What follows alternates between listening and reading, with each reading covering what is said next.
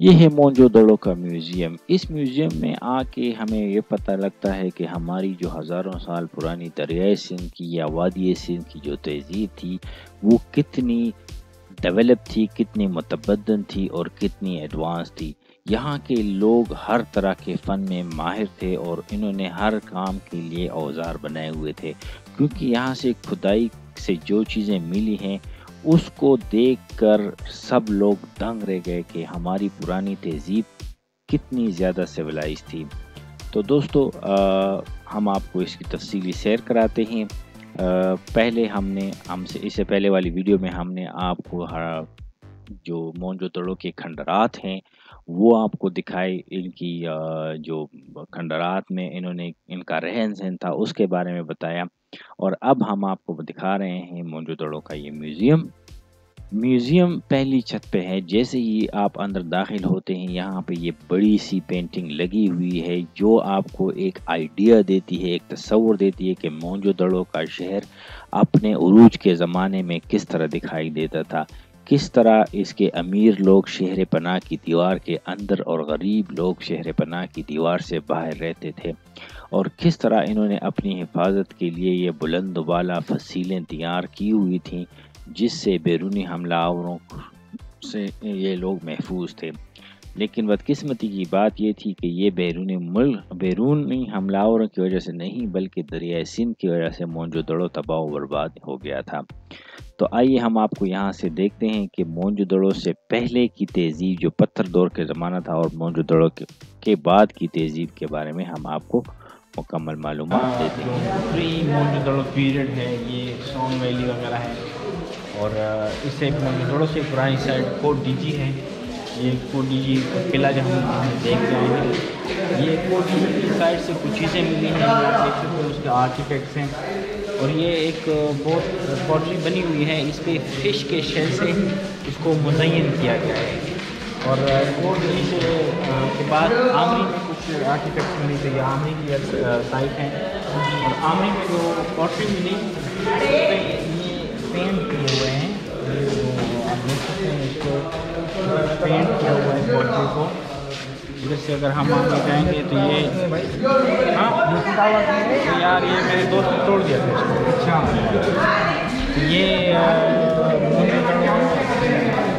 जो हथियार इन्होंने डिस्कवर किए हैं ये ब्रॉन्ज एज के हथियार हैं। देखिए किस तरह इन्होंने हथियार बनाए हैं और ये कॉपर के टूल, ये बाल हैं जो हथियारों के तौर पर इस्तेमाल होते हैं।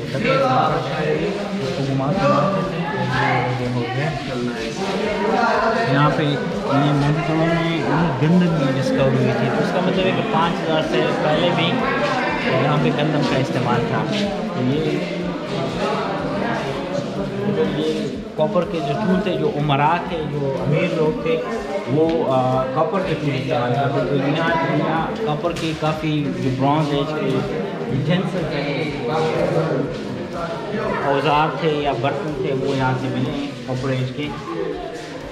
और यहाँ से हम आगे जाएँ तो ये जो आम लोग इनके इस्तेमाल के लिए ये मिट्टी के बर्तन थे, टेराकोटा पॉटरी थी, ये पॉटरी इस्तेमाल हुई है। और यहाँ पे इस पॉटरी की संग काफ़ी तरक्की याफ्ता थी और देख सकते हैं कि किस तरह इन पॉटरी को इन्होंने पेंट किया हुआ है। और ये एक और जब मिट्टी की ज्वेलरी बनाते थे तो ये आप देख सकते हैं इस गले को, इसको मिट्टी से लेप के इसको आग में डाल देते तो वो उनकी ज्वेलरी पक जाती। वो ज्वेलरी हम आपको आगे दिखाएंगे। तो ये ज्वेलरी को पकाने के लिए भी इस्तेमाल होते थे। ये सारी पॉटरी में तो यू कैन सी दैट इस तरह ये पॉटरी में इस्तेमाल होते थे।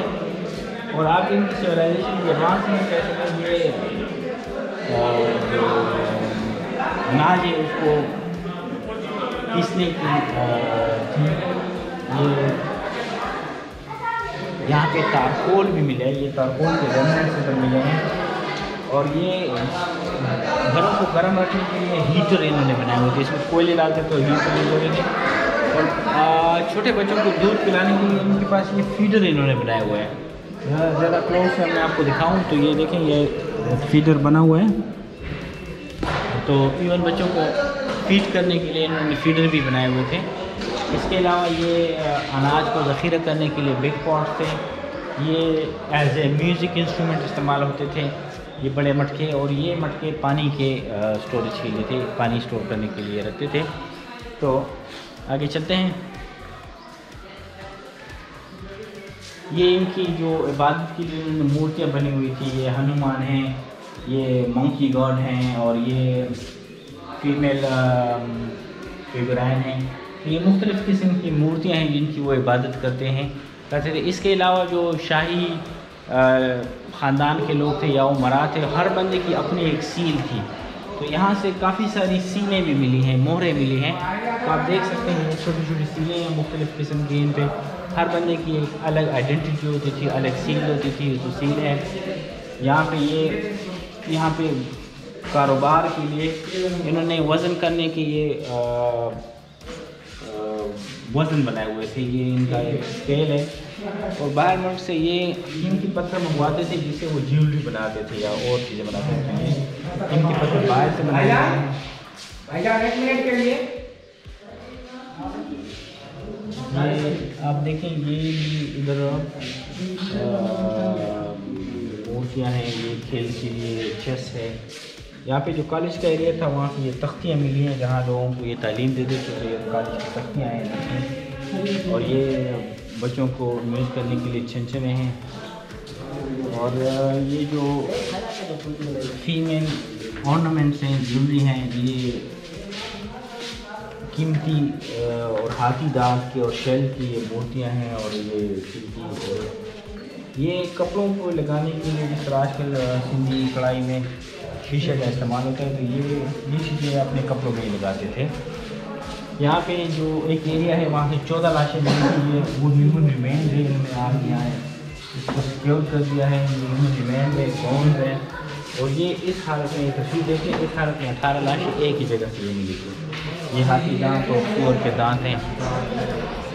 तो ये देखें, इधर अगर हम देखें तो ये गोल पत्थर हैं। ये गोल पत्थर नीचे और एक रखते थे, एक ऊपर रखते थे, इसमें गाड़ के इसमें वो दरवाज़ा खोलते और बंद करते थे। तो इनका जो दरवाज़ों का सिस्टम था काफ़ी एडवांस था। वो बड़ा जो है बाथटब है, बच्चों को नहाने के लिए बाथटब था। और ये गोल पत्थर हैं, ये सारे इनकी सिविलाइजेशन चूँकि बहुत एडवांस थी, तो इस वजह से इन्होंने हर चीज़ के लिए हल निकाला होता है। ये इन्होंने एक मॉडल बनाया हुआ था कि किस तरह होते ज्वेलरी पहनते क्या होते थे। जो अमीर लोग होते थे वो कीमती पत्थरों को ज्वेलरी पहनते थे। ये देखें, एमुलेट बनाया हुआ है ये कीमती का। और जो आम लोग थे, गरीब लोग थे, वो ये हाथी दांत के कंगे, ये बिल्कुल मिट्टी के बने हुए की चूड़ियाँ। आम लोग इस तरह की ज्वेलरी पहनते हैं। कंगन हैं, चूड़ियाँ हैं, हार हैं बनाए हुए हैं। ये बच्चों के खेलने के खिलौने हैं। और ये जो इनका ट्रांसपोर्ट सिस्टम है वो बनाया देखा हुआ है। और ये खाने के बर्तन हैं, ये इस तरह के हुए हैं।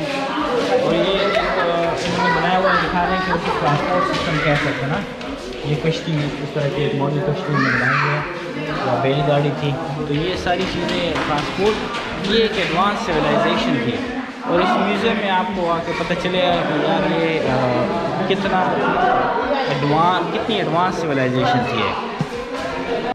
हमने और आपने मिल के मोनजोदड़ो का ये म्यूज़ियम देखा, और हमें पता चला कि यहाँ की सिविलाइजेशन कितनी एडवांस थी। यहाँ से जो जो चीज़ें दरियाफ्त हुई हैं, इससे हमें मोनजोदड़ो की हज़ारों साल पुरानी तहज़ीब समझने में काफ़ी मदद मिली। और पता चला कि हमारे इस इलाके में उस वक्त तरक्की का दौर था जब सारी दुनिया तारीकी, ख़ासकर यूरोप में जो प्री लिटरेसी एज था, उस दौर था।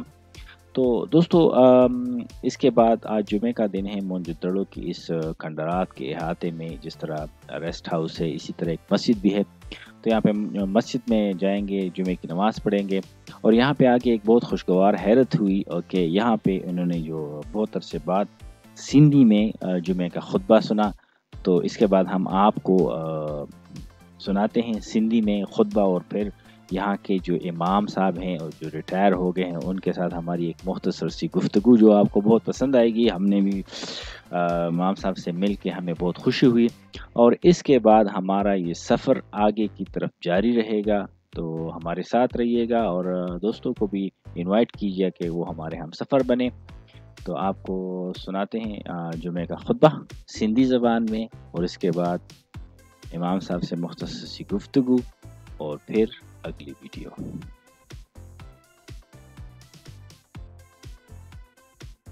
दुआ खुलाई रब काहीं रहमती कर मोहम्मद जो तू मुखे उम्मती अर्ज की साजो इजाबत में पियो करे आसमान ते मौला कयो परवरी इंदो हिते दज्जाल जो वक्तु मिन्नो के मारे हने ने जो सबको तरफ थी दो दीन पंजो इसलिए दीन अहमद के तो कुल पेरवी उम्मत जी मस्जिद जे उठी तबर मुरस जो पयो मौला मते आशा चबान जी आपा कुरान ते वाजब में भलाली छपड़ोते जाग सारी रात छदे गफलत अजान नफल पढ़ पंजा पूरा लग खुदा पढ़ हर रकात अंदर सारे सफा हर तो आकाश फात अपन दफा रो अदा उन रात में थी तू मलू। अभी मैं इधर 1973 में भर्ती थी और 2012 से मैं इधर रिटायर हो गया। अभी जुम्मे के दिन इधर मैं नमाज पढ़ा था।